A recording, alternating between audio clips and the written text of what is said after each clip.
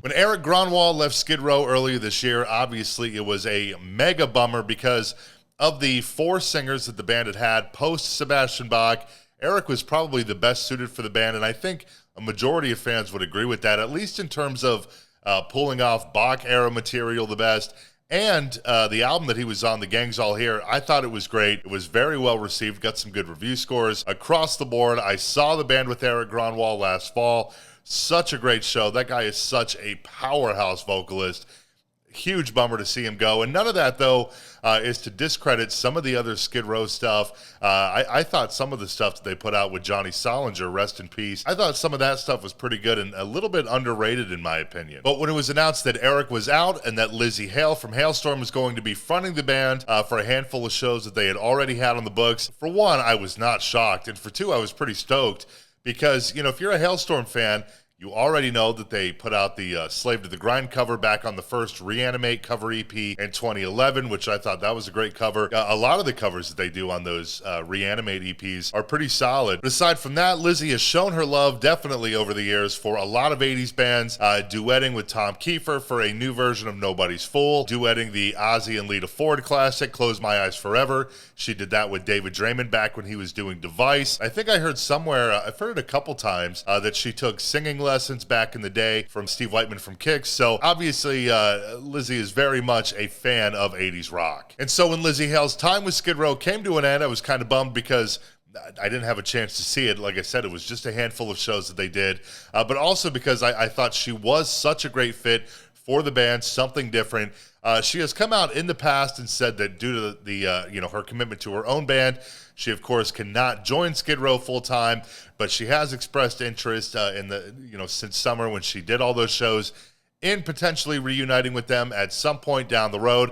And now in a new interview with Metal Hammer, Lzzy Hale says that she is open to doing more with Skid Row, where she says, "We left it like, I can't marry you, but we can totally have an affair sometime. If the guys send up the bat signal in a time of crisis, I'll be there." She then goes on to recall how she got the gig with Skid Row in the first place, explaining, "One day, Rachel and I are eating cake at a birthday party. Out of the blue, he just asks me, 'Would you ever consider playing some shows with us?' My dumb brain goes, 'Halestorm and Skid Row, that'd be cool.' Obviously, that's not what he means.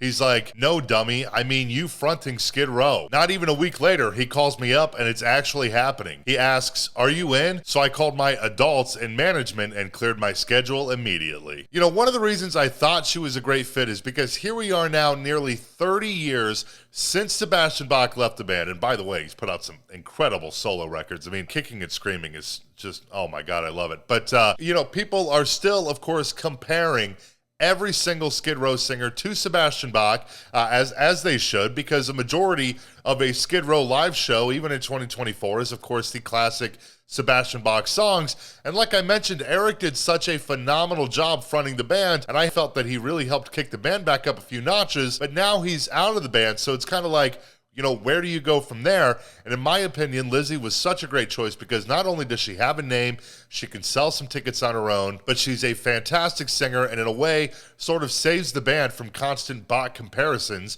for the obvious reason that she's a woman. So, I guess in some ways, yes, you can still compare in a sense of, well, how well is she singing those songs? But obviously she can't really be a Bach clone. And I think with a male singer, that's exactly what most fans would expect and want at this point in the band's career is a Sebastian Bach clone. Very similar to Linkin Park this past fall. Obviously, Chester Bennington's been gone for a long time, and they went with Emily Armstrong, a female vocalist, which I think was a great choice to replace Chester with, because you are really avoiding those Chester comparisons, and you're kind of doing a 180, doing something totally different. But also, Erik Gronwall was incredibly well received for the most part, like I mentioned, but look how long it took Skid Row to get there. I mean, almost 25 years since Sebastian Bach left until they had some actual hype and excitement again. And I really don't know that at this point that they can capture it again. Obviously, as a big Skid Row fan myself, I hope they do. But, beyond that, I'm not even sure how many fans care about new Skid Row music. It's really just, I think for the most part, predominantly interest in the classic stuff. But, maybe that's the way forward for Skid Row, is start doing the Weekend Warrior thing like so many other 80s bands do. on the casino circuit. You know, you look at Slaughter, Great White, Vince Neil solo. You know, maybe Skid Row does something like that. They book it around Lzzy's schedule with Halestorm. They bill it as Skid Row featuring Lzzy Hale. I think that's really the best case scenario for the band moving forward, you know, barring, of course, you know, Sebastian Bach returning to the band. But as much as he wants that to happen, it feels very, very unlikely with the things that Snake and Rachel are constantly saying in interviews. But outside of that, you know, maybe if they get somebody else with the name, but I don't know. I still think in most cases a female makes the most sense. And to be fair, look, you know, I am probably a fair bit younger than the average Skid Row fan. I did not grow up, you know, when that band was huge. And so, you know, maybe I can look at things differently because I didn't grow up with those guys in a sense. So, you know, I understand. I think for a lot of people, it would be weird to see this band that you've been following for 40 years, you know, suddenly have a female singer. But, you know, I think Bach is just too legendary to really replace yet again.